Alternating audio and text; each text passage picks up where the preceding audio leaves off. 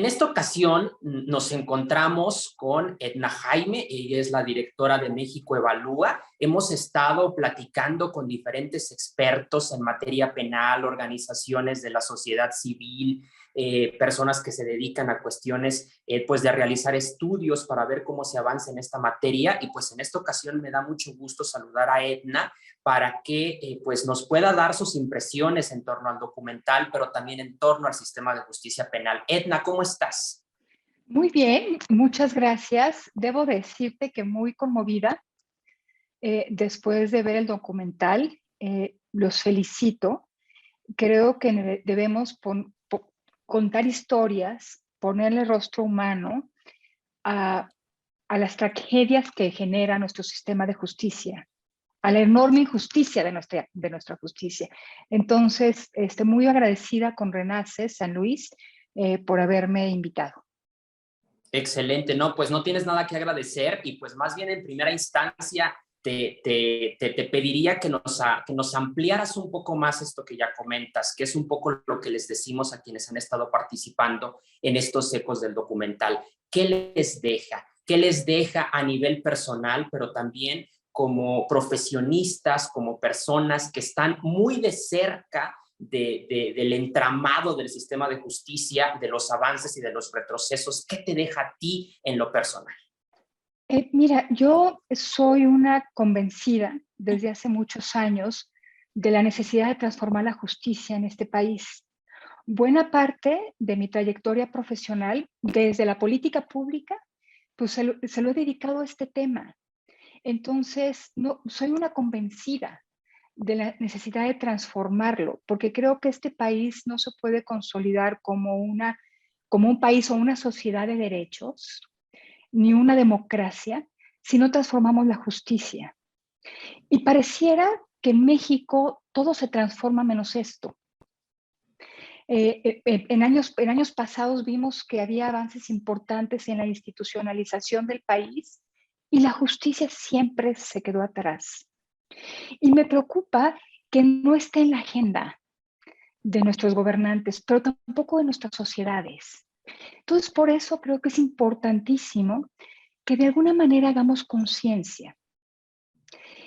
Creo que somos una sociedad con un enfoque punitivo, que vemos ineficacia en las instituciones, vemos que hay inseguridad en nuestro entorno, y nuestra respuesta siempre es el punitivismo. Y aplaudimos las decisiones punitivistas.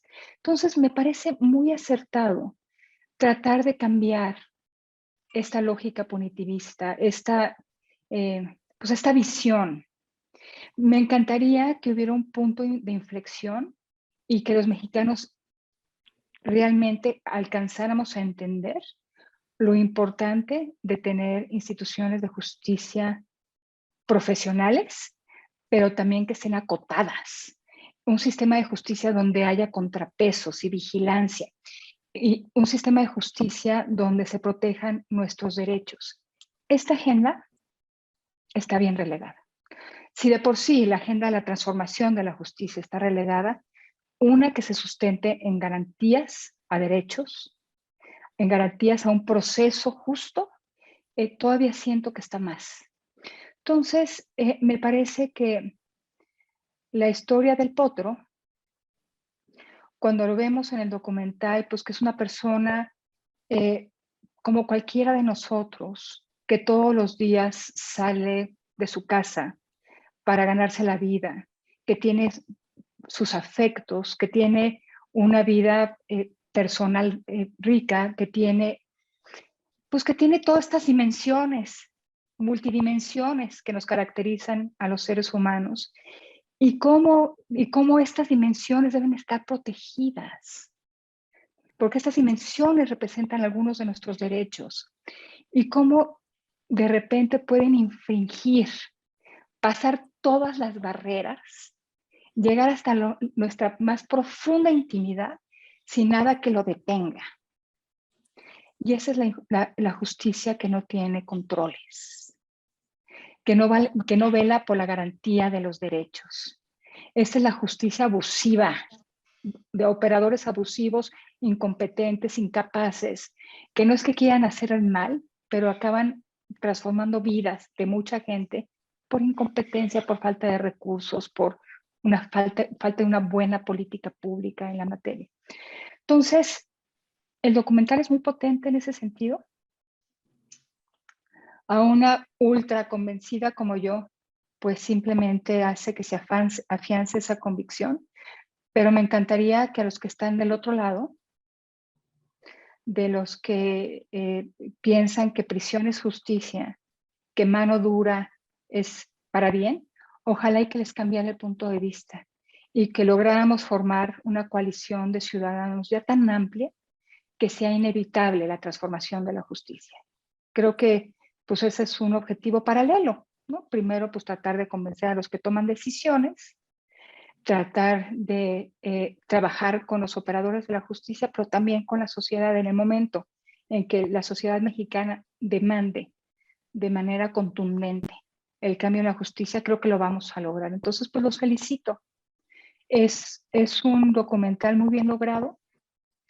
Le mando saludos a Alejandro, el potro, decirle que qué bueno que tuvo acceso a la ayuda de Renace, que su historia quizás sería muy distinta si no hubiera encontrado este recurso que le permitió una defensa efectiva, y que me gustaría que muchísimos mexicanos hubieran tenido pues la suerte que él tuvo de encontrar aliados y de encontrar personas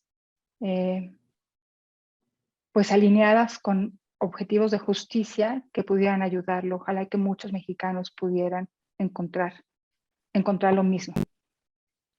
Edna, pues quiero detenerme ya en varios de los puntos que acabas de comentar. Muchas gracias por las felicitaciones al equipo de Renace. También le haremos llegar tus saludos a Alejandro, que ya lo comentas. Y en primera instancia quiero detenerme con esta frase que mencionas, el enfoque punitivo, porque de algún modo me parece que los grandes cambios en el sistema de justicia penal, el nuevo sistema de justicia penal, iba un poco enfocado en esa dirección, en eliminar esta idea, en que se tuvieran otro tipo de salidas alternativas a los problemas que enfrentaba este país, pero de pronto pareciera que algo pasó en el camino y que estamos nuevamente en el enfoque punitivo. ¿Qué pasó? Ustedes han estado dando seguimiento en las entidades federativas a cómo vamos en la implementación de este sistema, qué ha pasado, qué ha fallado, por qué no estamos caminando en la dirección correcta.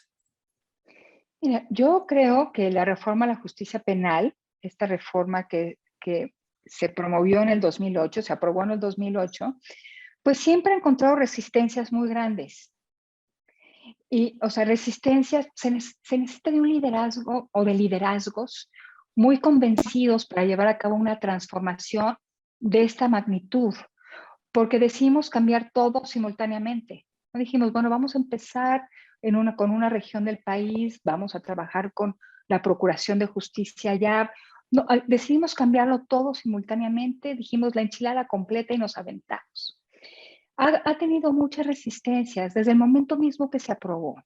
El presidente Calderón no era un convencido de esa reforma. Entonces, siempre hemos estado a contracorriente.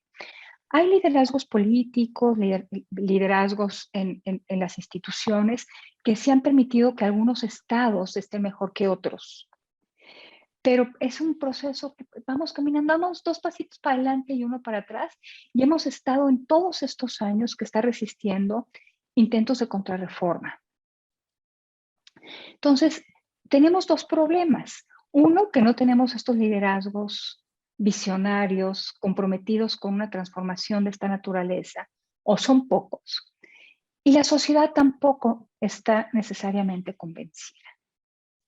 Entonces, por eso está pues navegando un poquito a la deriva, en este baile con un ritmo pues bien errático, donde avanzamos y retrocedemos, avanzamos y retrocedemos. Sí quiero decirte que la llegada de esta administración, la administración de Andrés Manuel López Obrador, implicó un cambio importante. Debemos decirlo. Por lo menos había ya algunos conceptos que empezaban a permear en la opinión pública, ¿no? El debido proceso legal, las garantías, ya hay algo del lenguaje que ha cambiado. Y algunos indicadores sí mostraban que, por ejemplo, el uso de la prisión preventiva oficiosa, pues se venía reduciendo. Personas en prisión sin sentencia venía decreciendo lentamente, pero era un indicador muy alentador. Con esta administración, pues una de sus primeras decisiones fue aumentar el número de delitos en el catálogo que amerita prisión preventiva oficiosa. Y otra vez esta visión punitiva, ¿no? Nunca he escuchado al presidente hablar de la reforma a la justicia. Para él lo que existe es la justicia social, ¿no? Es el concepto que utiliza. Esta justicia parece que hasta le estorba. Parece que es una justicia construida para proteger a élites.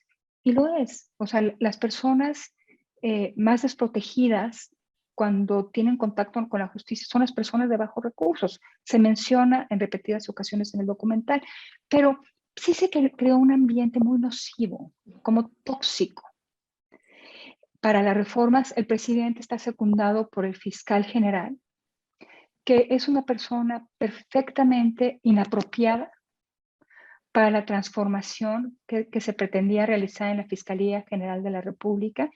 Y en la Fiscalía tenemos un observatorio de las transiciones de procuradurías a fiscalías, y sí, ahí sí vemos retrocesos palpables. Primero, tenemos menos acceso a información, pero hay indicadores que nos están diciendo, está investigando menos, no está investigando de manera estratégica, no está siendo más efectivo en las investigaciones, no está profesionalizando.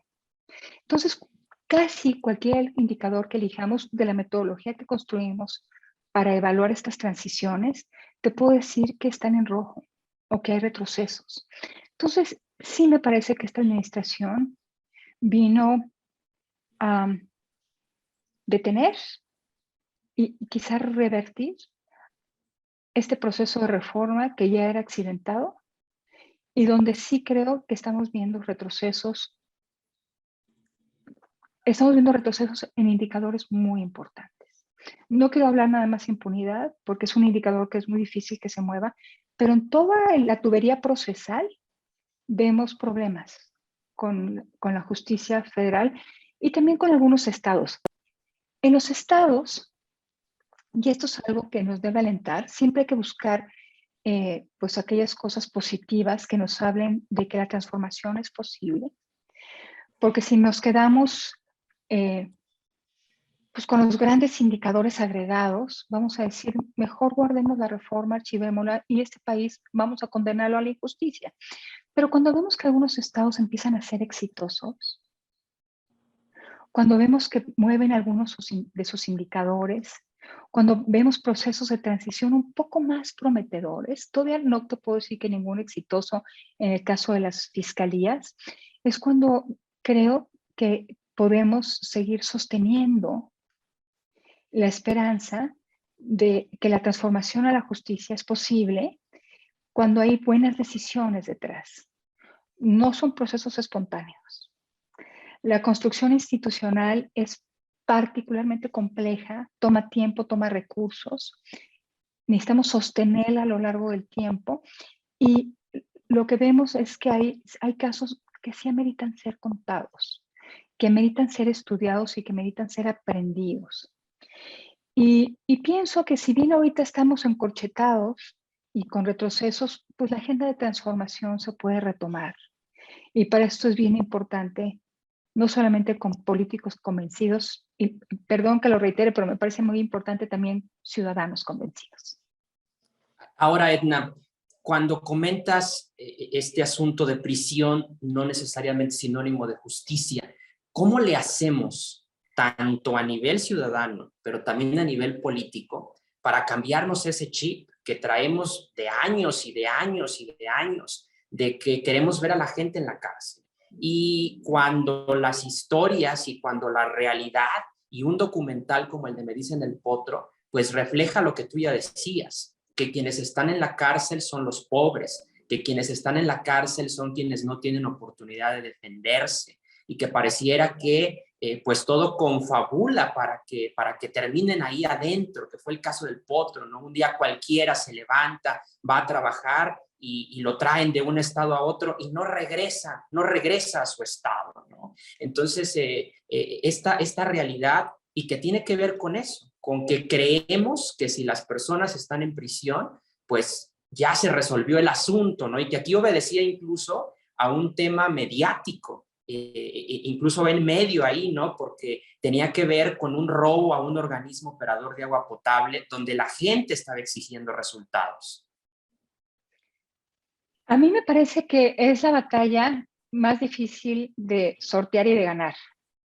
O sea, sé que tenemos que lidiar con las transformaciones institucionales, pero los cambios culturales son bien complejos.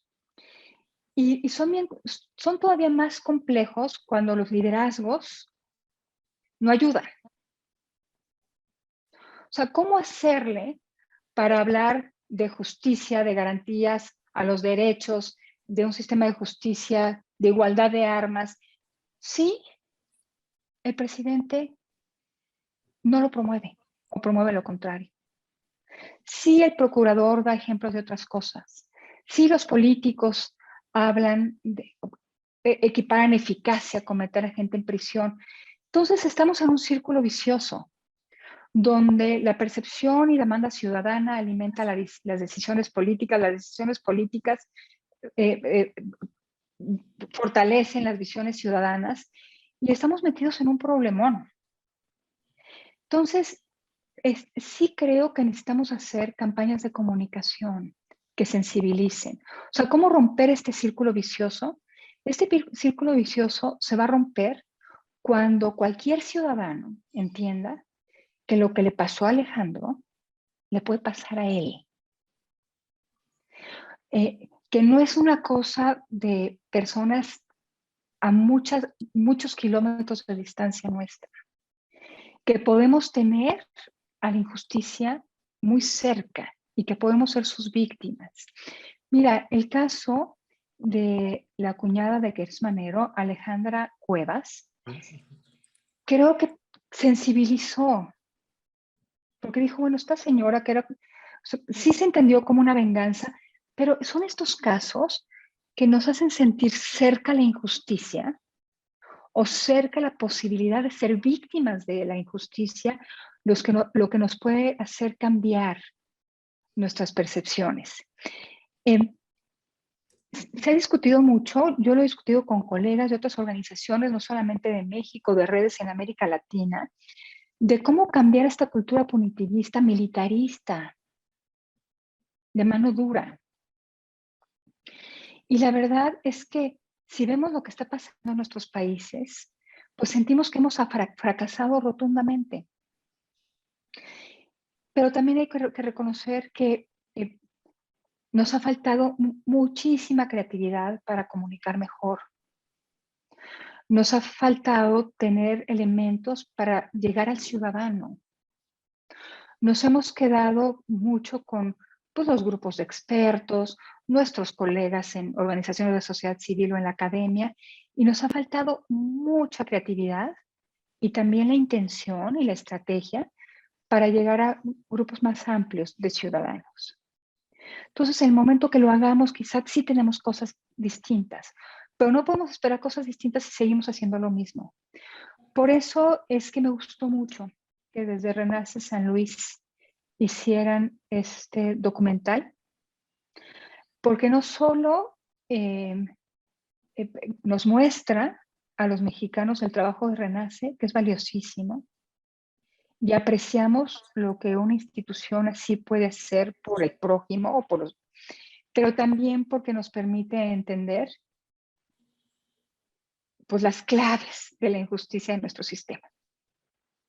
Es decir, que de algún modo pues este comunicar distinto pasa justamente por el contar historias, que es lo que tú mencionabas. E insistir, insistir, y creo que el que entendamos como mexicanos, como personas, como ciudadanos, que todos podemos estar en esa situación, que debemos sensibilizarnos, que no está bien que una anormalidad la normalicemos, que estemos tranquilos frente a la enorme injusticia que existe en este país, que no podemos permanecer pues, de una manera pasiva, simplemente observando. A mí esto es lo que más me preocupa, que creo que muchas cosas que deberían ser escandalosas, indignantes, o sea, mover nuestra indignación, ya no lo hace. Y eso me preocupa mucho, porque pues simplemente la apatía y esta falta de compromiso, pues nos va a llevar a que sigamos repitiendo esto al infinito. Me llama mucho la atención una frase que mencionas, ser víctimas de nuestra propia justicia. Y eso lo quiero ligar con la iniciativa que recientemente presentó José Mario acá en San Luis Potosí, que tiene que ver con pues indemnizar a aquellas personas que salieron de prisión y que fueron declaradas inocentes. En este caso, lo que él está proponiendo es que el Estado les pagara un día de salario mínimo por cada uno de los días en los que estuvieron en prisión. Y lo que se está buscando es que esta iniciativa que se presente en el Congreso del Estado de San Luis Potosí, pues pueda ser escalada a nivel nacional. Justamente con este concepto que tú comentas, cómo hacerle para que no seamos víctimas de nuestro propio sistema de justicia, para que exista este sistema de pesos y contrapesos, para que las fiscalías entiendan que si hacen mal su trabajo, pues va a tener una repercusión, que no simplemente pueden lanzarse a detener a cualquier persona, porque saben que si lo hacen mal va a tener una consecuencia. ¿Qué opinas tú de esta iniciativa? No puedo estar más de acuerdo con ella. Y quisiera pues expresar mi total apoyo. Creo que es una manera de cambiar la lógica de operación de nuestras instituciones, porque va a generar consecuencias para quien haga mal su trabajo. Estoy segura que va a haber voces que digan, bueno, eso todavía va a disuadir más a los operadores a entrarle a un tema. Si además puede haber una consecuencia, si la riegan, pues menos van a querer, porque pues están mal capacitados, no cuentan, lo dice José Mario en el documental. No tenemos una investigación científica, estamos muy lejos de eso. Entonces, pues la policía de investigación, el Ministerio Público, hace lo que puede con lo que tiene. Entonces, posiblemente esto todavía los disuade de intervenir, pero es necesarísimo generar una consecuencia. Para el caso de Alejandra Cuevas, pues está muy presente en el debate, que quienes intervinieron en este proceso y la encarcelaron injustamente deben tener alguna consecuencia. Yo te voy a platicar muy brevemente estuve en Estados Unidos hace ya algunos años estudiando en un seminario sobre distintos mecanismos de control al abuso policial. Hay de todo. Hay mecanismos de supervisión interna, asuntos internos, supervisión externa, pero en la mayoría de los casos ya hay multas. Hay sanciones monetarias para para aquellos policías que se excedan en el uso de la fuerza. Puede ser al elemento de seguridad, puede ser al cuerpo de seguridad, la policía del barrio o del municipio, la policía estatal, o puede ser incluso al gobierno estatal. Entonces hay muchísimos esquemas. Lo que sí te puedo decir es que funciona. No se ha erradicado el abuso policial, el abuso de la fuerza policial, eso lo hemos visto, pero sí se ha reducido. O sea, sí, y en este seminario se planteaban las distintas opciones y sí se veía que existe, que este mecanismo, o sea, de sanción ante el abuso, sí lo previene. Entonces, o lo previene o lo disminuye, se piensa dos veces. Entonces, hay que pensar muy bien en el mecanismo para que esto no sea una motivación para que los operadores ya no trabajen por miedo a ser sancionados, pero también para elevar sus estándares. Y tenemos que las propias instituciones trabajen en elevar esos estándares de sus propios operadores. Podemos hablar de policías de investigación, peritos, ministerios públicos, toda la cadena. Tenemos que encontrar el equilibrio entre profesionalización, otorgar recursos suficientes para la profesionalización, no solamente de los operadores, sino para que cuenten con los recursos materiales para hacer su trabajo, y empezar a vincularlo con sanciones cuando se falla. Me parece que es un planteamiento, la propuesta, esta iniciativa, que debe tomarse muy en serio. En el momento que haya consecuencias, seguramente habrá conductas distintas. Tenemos que también pensar en la contraparte, que es el fortalecimiento institucional y el fortalecimiento de estos operadores de justicia. Me parece muy interesante eso que comentas, porque además tendría que ir de la mano, ¿no? O sea, no van separadas. No van separadas. Y finalmente, Edna, para terminar esta entrevista, me gustaría preguntarte, porque creo que el documental tiene una segunda parte de la historia, y que es cuando el Potro sale de prisión. Sí. Y que pues de pronto pensamos que pues ya lo ayudó Renace, ya está afuera, pero afuera ¿quién lo ayuda? Y más bien se enfrenta a una serie de situaciones completamente adversas, que el mundo que él conocía antes de prisión, cuando podía ir a una empresa y decir, he trabajado, tengo esta experiencia, contráteme, pues esa realidad ya cambió. Y ahora le hacen el feo, ahora le dicen, pues seguramente eres un delincuente, no te quiero contratar. ¿Cómo cambiar esta realidad? ¿Cómo lograr esta reinserción social? Tanto en el caso del Potro, él es inocente, pero también en el caso de quien realmente cometió un delito y sale y tampoco tiene posibilidades de reincorporarse a la sociedad. Y muchas veces, porque lo sabemos claramente, pues estas personas terminan reincidiendo una vez más. Sí, se menciona en el documental y está y se sostiene con números que la tasa de reincidencia es alta porque se les deja solos, o sea, están muy solos. A lo mejor existe alguna organización que puede apoyar a algunos, pero eso no puede sustituir una política pública.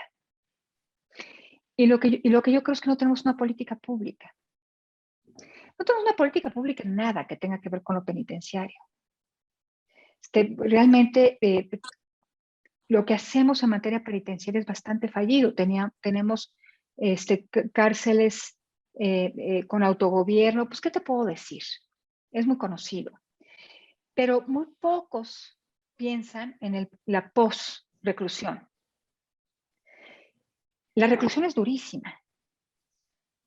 O sea, la reclusión, pues, se violan muchos derechos de los internos de manera sistemática. Y la post-reclusión, pues, dificilísima porque hay un vacío. Entonces, pues ante el vacío, yo creo que necesitaríamos pensar en una política pública. O sea, cómo se diseña, entender el problema público, o sea, este problema de cómo poder reintegrar a los que estuvieron internos a la vida productiva, a que pues, recuperen plenamente sus derechos, y a partir de la definición de este problema, ¿qué tipo de política pública? Una bolsa de trabajo para ellos, mecanismos para conectarlos con potenciales oferentes de trabajo. Se pueden hacer cosas. El problema es que no tenemos nada. Y bueno, me parece importantísimo ponerlo en la agenda. De entre todos los temas y eslabones de la justicia que queremos transformar o que están en transformación, este debe ser un punto tan importante como otros y lo tenemos en el olvido. Edna, pues muchísimas gracias por haber aceptado charlar con nosotros sobre este tema. Ha sido muy enriquecedor todo lo que nos has dicho. Me parece que conoces el tema perfectamente. Tú ya bien lo mencionabas, es de algún modo uno de tus intereses y se nota cuando estás charlando con nosotros en torno a él.